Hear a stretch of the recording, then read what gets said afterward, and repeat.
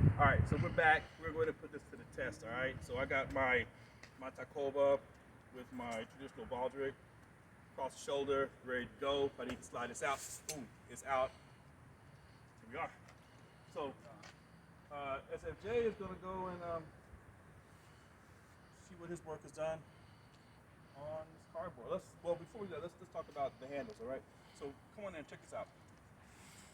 So earlier I mentioned how one, the handle was really snug, right?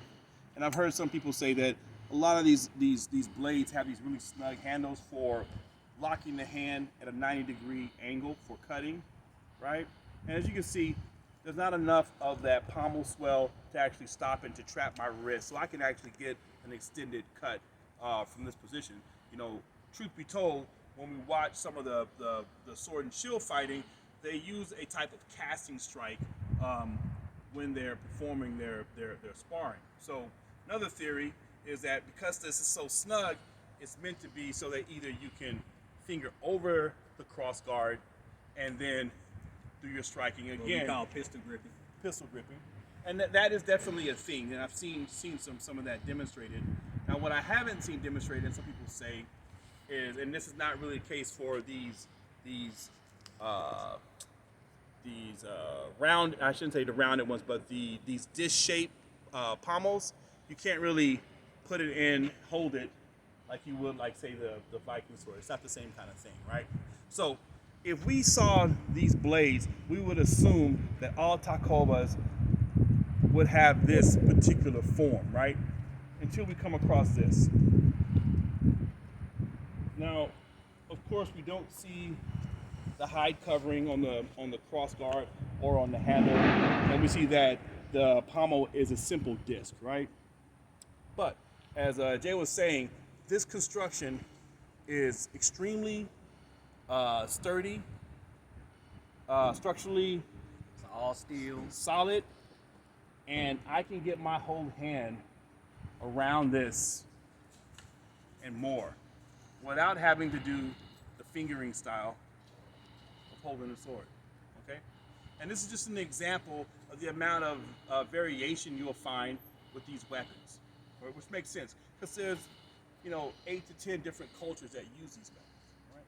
So let me shut up. And We're doing this tip thing, right?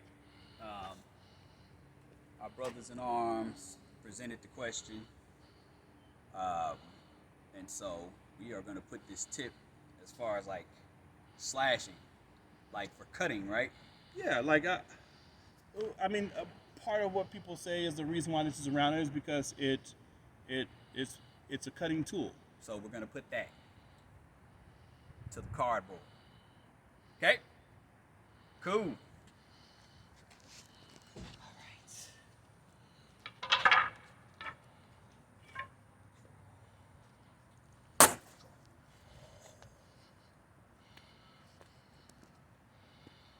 That was as much tip as I think anybody on the other side of that would like.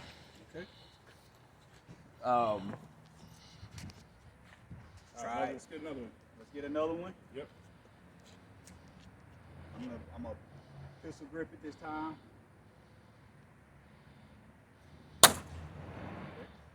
Now, what I like for you to try to do is this.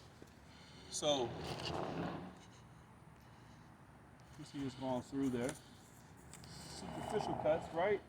Now let's see, take it, now cut point of percussion past the tip and see what that is. So pass here. Yeah, so now, yeah. Okay. And it's a little wider on this side.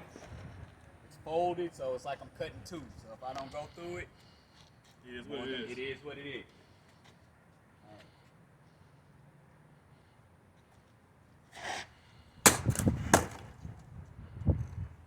Okay, so that's a great demonstration, right?